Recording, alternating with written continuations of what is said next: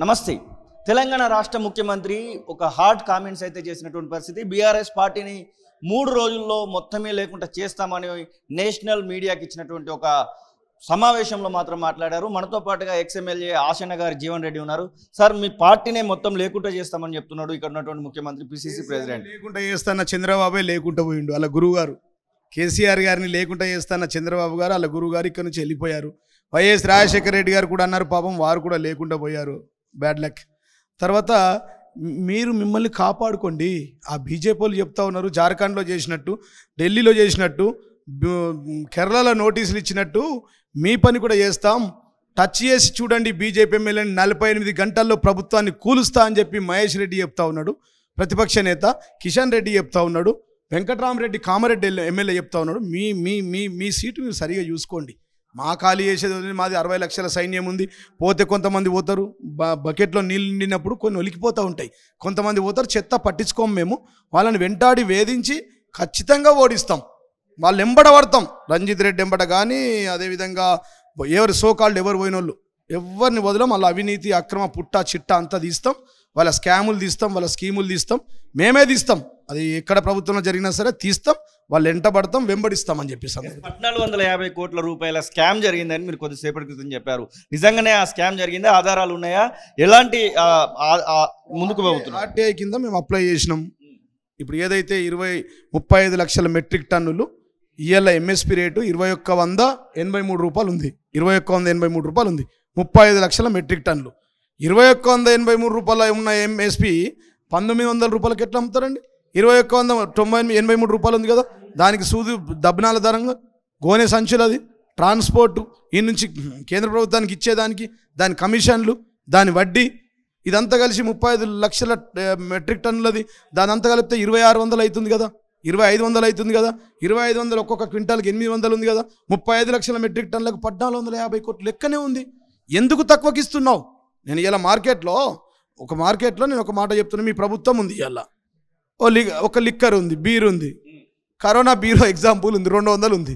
దాన్ని వాడు 150కి అమ్ముతాడా? వైన్స్లో అమ్ముతాడా? మరి ఎంఎస్పి అంటే ఎంఆర్పి రాట్ లెక్కనే ఎంఎస్పి కేంద్ర ప్రభుత్వం నిర్వహించింది. అమ్మినవు.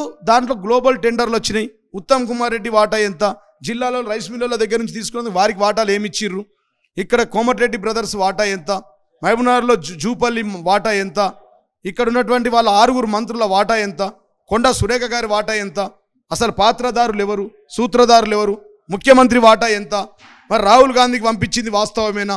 1500 కోట్లు ఈ కేంద్రంలో ఉన్న జరుగుతున్న ఎన్నికలకు 26 రాష్ట్రాలకు డబ్బు పంపిణీ ద్వారా పంపినారని చెప్తా ఉన్నారు. అది వాస్తవమేనా? మరి కేంద్ర ప్రభుత్వం యొక్క నిధులు కూడా ఉన్నాయి దీంట్లో.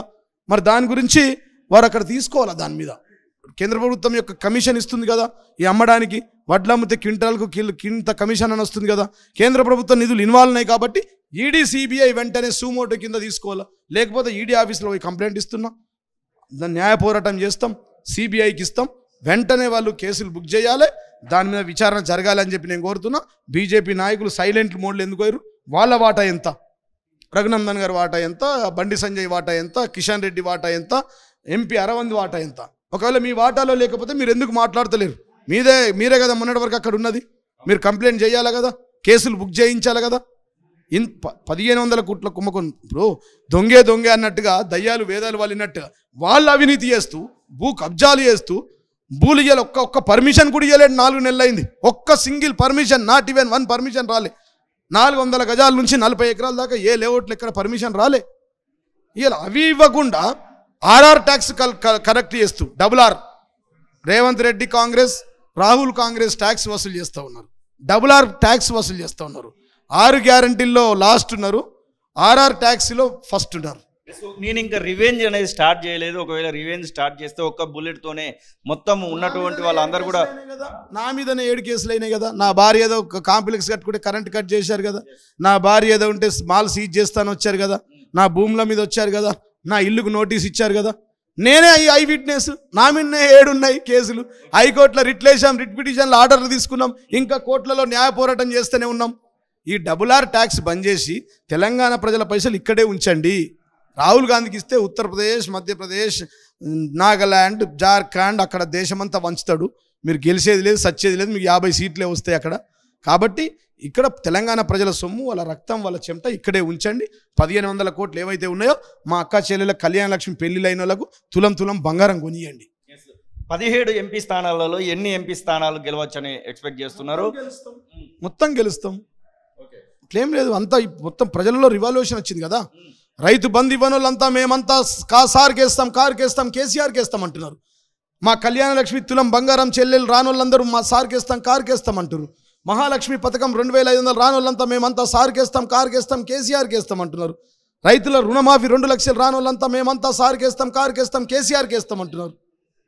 కాబట్టి గారు జీవన్ రెడ్డిని కాంగ్రెస్ పార్టీలోకి రావాలని ఏమన్నా ఒత్తిడి ఏమన్నా తెచ్చారా? మీరు కొద్దిసేపటి క్రితం ఆ మాట కూడా అన్నారు, అడిగారు నాకు, మీకు మంత్రి ఇస్తే ఎమ్మెల్సీ ఇస్తే వస్తారంటే, మంత్రి ఇచ్చినా ఎమ్మెల్సీ ఇచ్చినా ముఖ్యమంత్రి ఇచ్చినా నేను పార్టీ మారను.